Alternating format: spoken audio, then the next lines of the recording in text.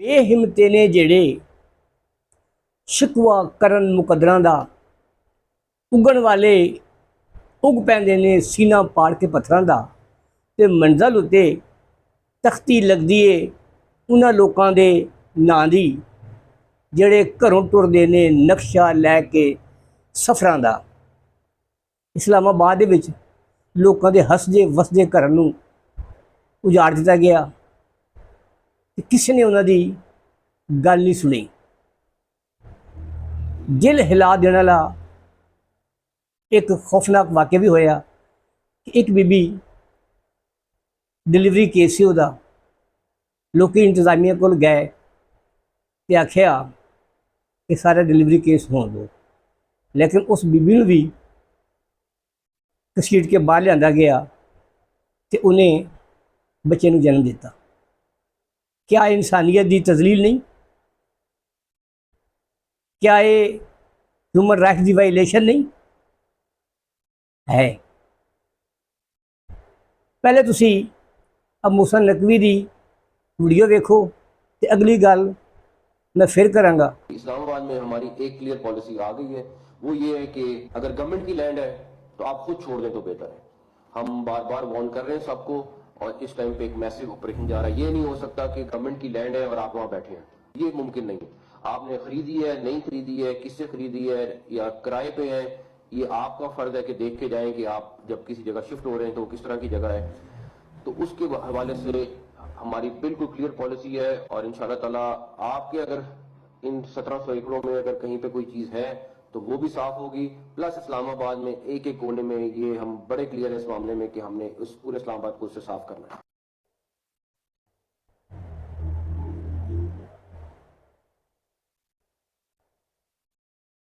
मूसा नकवी साहब ये आबादी 1960 की है, सर्वे शुदा वा, डिकलेयर शुदा कच्ची आबादी है। तुसी पहले इज़ामत करो कि कच्ची आबादी एक्ट पढ़ लो, 1985 की पॉलिसी से पढ़ लो कि तुसी ताकतवर होने का सबूत देने होया फड़ लो, मार दो, गिरा दो, ये कोई इंसानियत नहीं।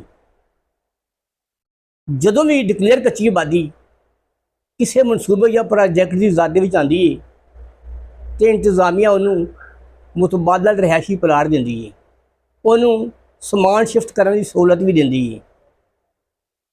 इस तरह के मार्शलावां दे विच नहीं होया।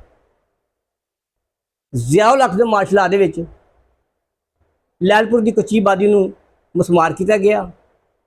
इंतजामिया ने कच्ची आबादी के लोगों को शिफ्ट किया, मुतबादला रिहायशी जगह दी, समान शिफ्टिंग की सहूलत दी।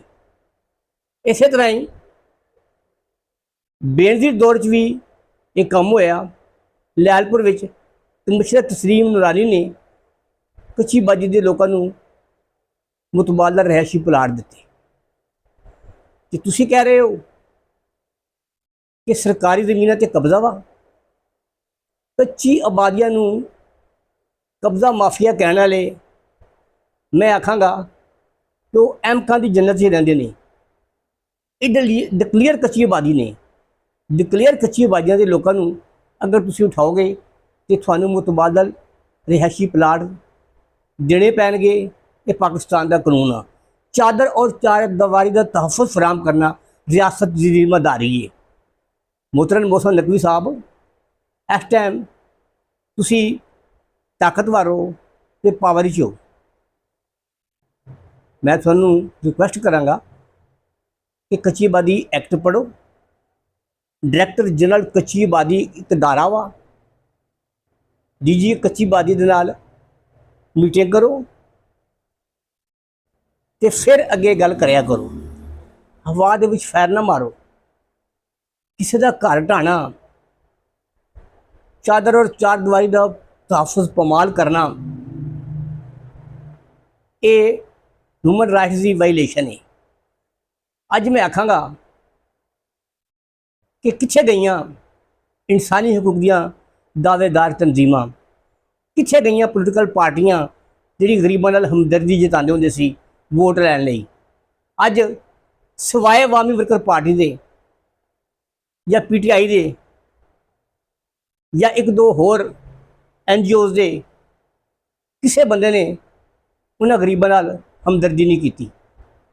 ਤੇ ਲੈ ਫਿਰ ਜ਼ਰਾ ਇੱਕ ਮੁਹੱਬਤ ਵਤਨ ਦੀ ਆ वीडियो भी ज़रा देखो। मैं साथ ही साथ, क्योंकि कहते हैं ना कि बच्चा रह ना सकिया है, जो बच्चा होता है ना वो उसको जब कोई चीज़ नहीं मिल रही होती वो हर बात में अपनी चीज़ को लाजमी लेकर आता है। मैं यहाँ पर आर्मी चीफ साहब से कहूँगा कि आप इतनी ताकत रखते हैं, इतनी सलाहियत रखते हैं, अल्लाह ने आपको इतनी ताकत और सलाहियत दी, इतना जहन अता किया, इल्म और दानिश अता किया, फहम और फरासत अता किया कि आज आप इस लेवल पर पहुंच गए कि आप अमेरिका जैसी सुपर पावर, अल्लाह की ज़ात के बाद में बात करूंगा, बकौल उसके कि वो सुपर पावर है, आपने सुपर पावर का राजनामा करवाया किसी के साथ और सुपर पावर के कहने पे कराया। इसका मतलब है कि आप एक हैसियत रखते हैं। जब आप इतनी बड़ी ताकत का राजनामा करा सकते हैं, उनको मुज़ाकरात की टेबल पर ला सकते हैं, गुफ्तो शनीद के जरिए एक आलमी जंग को होने से रुकवा सकते हैं, जिसके लिए यकीनन आपके लिए नोबल पीस प्राइज आपको मिलना चाहिए। अब असल में हकदार है पाकिस्तान हकदार है नोबल पीस प्राइज का। तो अगर आप ये सारे मामलात कर सकते हैं तो कच्ची आबादी के मकीनों का मसला हल कराना आपके लिए तो कोई बड़ी बात नहीं है। ये तो चुटकियों में मसला हल हो सकता है।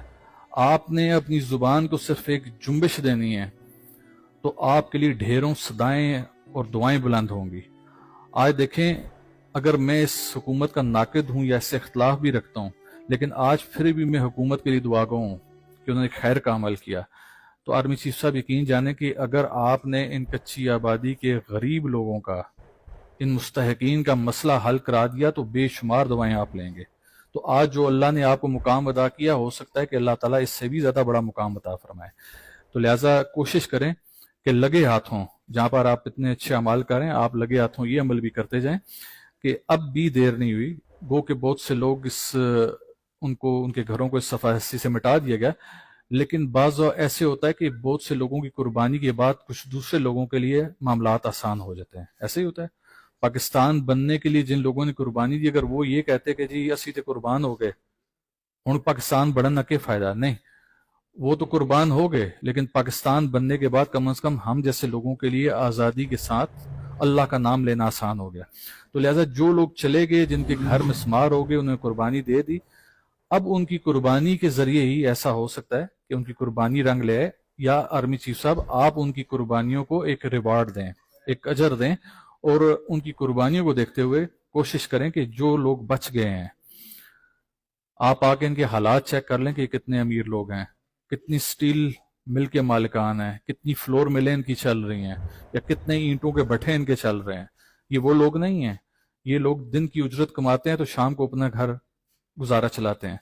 तो अगर आप ये काम कर देंगे तो आप यकीन जाने कि आप सिर्फ इस खित्ते से दुआएं नहीं लेंगे, बल्कि जहां जहां दुनिया में ये आवाज जाएगी, लोग आपके हक में आवाज उठाएंगे और ये बात करेंगे कि हाँ, ये वो शख्स था जिसने गरीबों के दर्द को महसूस किया। और हर चीज घूम के ना आपकी तरफ आती है। CDA की तरफ जाएं तो वो घुमा के भेजते हैं कि जी ये तो ऊपर से कराया जा रहा है। सिविलियन हुकूमत की तरफ जाएं, वजीर आज़म ऑफिस जाएं तो वो कहते हैं जी तो ऊपर से कराया जा रहा है। सदर हाउस की तरफ जाएं तो वो कहते हैं जी कि ये ऊपर से कराया जा रहा है। तो ये जो ऊपर के ताने बाने सब जाके आपके इदारे की तरफ ही आते हैं। तो इसका मतलब है कि जहां पर आप आलमी ताकतों में सुलह करा सकते हैं तो आपके लिए तो ये मसला ही कोई नहीं कि आप CDA को, DHA को एक जगह बैठाएं और मुतासरीन को एक जगह बैठाएं, उस मसले को दायमी तौर पर हल करें। मोहसन नकवी साहब, ਤੁਹਾਡੇ ਤੋਂ ਪਹਿਲਾਂ ਜਮਹੂਰੀਅਤ ਰਹੀ ਹੈ ਜਾਂ ਮਾਰਸ਼ਲਾ ਰਹੀ ਹੈ? ਕੱਚੀ ਆਬਾਦੀਆਂ ਨੂੰ ਹਮੇਸ਼ਾ ਮੁਤਬਾਦਲ ਜਗ੍ਹਾ ਗੌਰਮੈਂਟ ਦਿੰਦੀ ਰਹੀ ਹੈ ਤੇ ਲੋਕੀ ਅੱਜ ਵੀ ਉੱਥੇ ਆਬਾਦ ਨੇ।